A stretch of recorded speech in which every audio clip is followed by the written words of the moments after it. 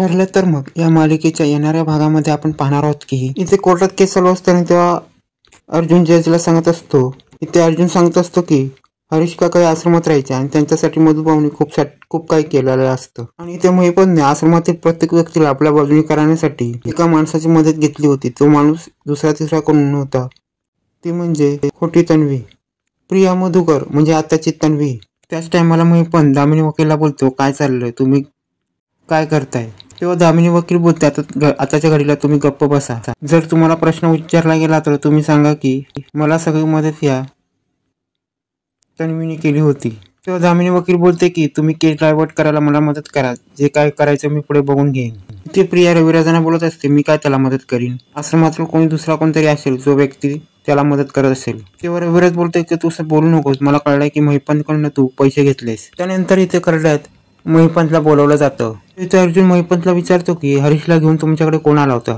तेव्हा महिपत बोलायला लागतो हरीश आमच्याकडे आला होता आणि त्याला घेऊन येणारी एकच व्यक्ती होती, ती म्हणजे प्रिया. आणि अशा प्रकारे महिपत प्रियाचा चांगलाच भांडा फोडतो आणि महिपत बोलायला लागतो, त्याला धमकी कोणी दिली काय दिली मला माहित नाही आणि ही प्रिया आम्हाला धमकी देत होती त्याप्रमाणे त्याला पण धमकी दिली असेल असं मला वाटतं. महिपतने केस पलटवली असते. महिपत सांगतो की ही पोरगी अशी उलटा गेम करेल मला माहित नव्हतं आणि अशा प्रकारे महिपतने पूर्ण खापर ह्या प्रियावर फोडलेलं असतं. तेव्हा इथे अर्जुन महिपतची साक्ष पाहता जजना सांगतो की महिपतची पूर्णपणे चौकशी व्हावी. तेव्हा इथे महिपतला टेन्शन येतं की या सुभेदारांनी आता माझ्यावर पुन्हा एकदा चौकशी बसवली. पण आता महिपत ते केस फिरवले असते, पण एकच असतं की त्याचा पंटर पिंट्याला त्यांनी धमकीच दिलेली असते, तू जर ही साक्ष तुझ्यावर घेतलीच नाहीस तर मी तुला तुझ्या फॅमिलीला पूर्ण उडून टाकेन. परंतु अर्जुनने पिंट्याला अगोदरच ताब्यात घेतलेलं असतं. इथे अर्जुनने पिंट्याची फॅमिलीला पूर्णपणे सेफ ठिकाणी हलवलेलं असतं आणि त्यांनी पिंट्याला सांगितलं असतं की तू महिपत विरुद्ध साक्ष दे. पण इथे महिपतला आनंद असतो की हा आपल्या विरुद्ध काय साक्ष देऊ शकत नाही. तेव्हा अर्जुन पिंट्याला प्रश्न विचारतो की तुला हे सगळं करायला कोणी सांगितलं? तू कोणाच्या बोलण्यावरून महिपतच्या साईटवर राहून हरीशला चॅटिंग करायचास? तेव्हा पिंट्या महिपतकडे बघायला लागतो. तेव्हा महिपतला वाटत असतं की हा आपल्याबद्दल काय बोलणार नाही. ऑलरेडी महिपतने त्याला धमकी दिलेली असते. पण त्याच टाइमला पिंट्या तोंड उघडतो. तेव्हा पिंट्या सांगायला लागतो, या महिपत शेखरच्या बोलण्यावरून मी हे सगळं काम केलं होतं. त्याच्या कन्स्ट्रक्शन साईटवर राहून मी हे सगळं करायचो. मी त्याच्या कन्स्ट्रक्शन साईटवर काम करायचो, पण त्यांनी मला पैसे देऊन हे काम करून घेतलं. तेव्हा अर्जुन पिंट्याला विचारतो की या हरीशचा खून कोणी केला? तेव्हा पिंट्या सांगतो, या हरीशचा खून या महिपत शेखरे याने केला. तेव्हा इथे प्रियाला भीती वाटायला लागतं की हा महिपत शेखरे अडकला तर हा मला कोणा सोडणार नाही. त्यानंतर इथे महिपत शेखरेला विचारायला लागतो, हा व्यक्ती बोलतो ते खरं आहे? तेव्हा इथे महिपत शेखरे बोलतो की हा व्यक्ती जे बोलतोय ते. तेव्हा महिपत शेखरे बोलतो, हा जो व्यक्ती बोलतोय ते खोटं आहे, कारण की माझ्याबरोबर ही प्रिया पण होती. या प्रियाने त्या हरीशला आणून तिकडे त्याला मारला असेल तर आणि नाव माझं घेतलं जातंय. तेव्हा महिपत बोलायला लागतो, जो विलाचा खून तुम्ही माझ्या मुलीवर टाकताय ना, ह्या आश्रमात असलेल्या प्रियानेच केलेला आहे.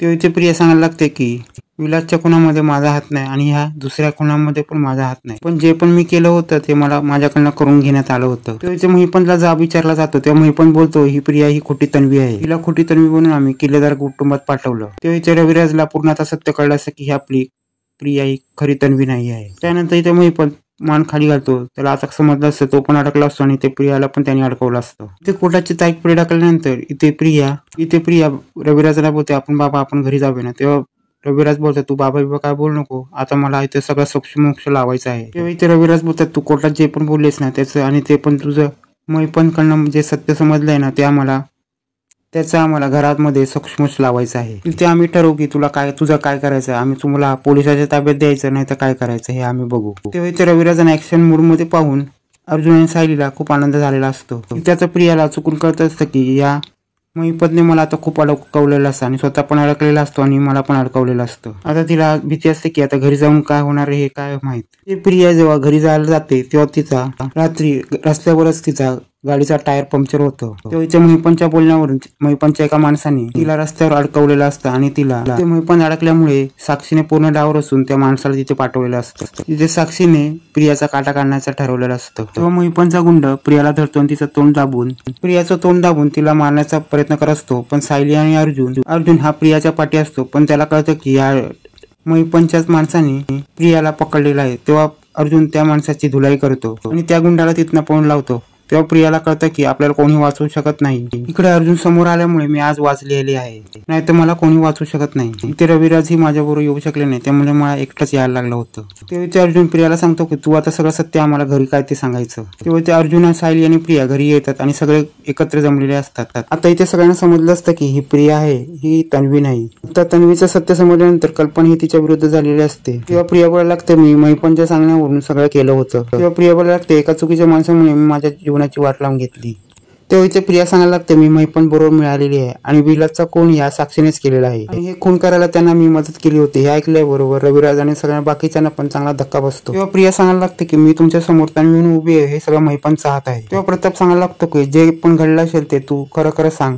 तू आमच्या घरामध्ये तोत्या बनून आली होतीस, त्यामुळे आम्हाला जे काही सत्य आहे ते सगळं आम्हाला कळलंच पाहिजे. तेव्हा प्रिया सांगायला लागते मी तोत्या बनून या घरात आले आणि त्याचं महत्वाचं कारण म्हणजे महिपन शिगरे. तेव्हा इथे प्रिया सांगायला लागते महिपनला सांगायला पण एक व्यक्ती होता, तो म्हणजे ह्या घरातलाच होता. तेव्हा प्रताप सांगायला लागतो कोण व्यक्ती. तेव्हा प्रिया सांगायला लागते की तो म्हणजे नागराजनेच सुपारी दिली होती की तुमच्या गाडीचा ऍक्सिडेंट करण्यासाठी त्यांनी सुपारी दिली होती. जेव्हा अर्जुनचा वाढदिवस झाल्यानंतर तुम्ही गाडीतून निघालात त्यानंतर त्यांनी सुपारी दिली होती की महिपनला गाडीचा ऍक्सिडेंट करून घ्यायचा. तो इथे प्रिया सांगायला लागते हे ऍक्सिडेंट घडलं त्यामध्ये फक्त सायली वाचली होती आणि ही तन्वी दुसरी कोण नसून ही सायलीच आहे. तेव्हा रविराज बोलतात काय बोलतेस प्रिया, तुझं काय तुला समजतं काय, सायली आमची मुलगी. तेव्हा प्रिया रविराज सांगायला लागते की जो ऍक्सिडेंट झाल्यानंतर ही मधुभाऊंकडे ही सायली आली होती. तेव्हा इथे रविराज प्रियाला विचारतात की तू तन्वी बनून या घरात कशी आलीस. तेव्हा ती बोलायला लागते मी महिपनच्या सांगण्यावरून या घरात तन्वी बनून आली होती आणि तन्वीचं गाठवलं त्यांनी मला सगळं दिलं.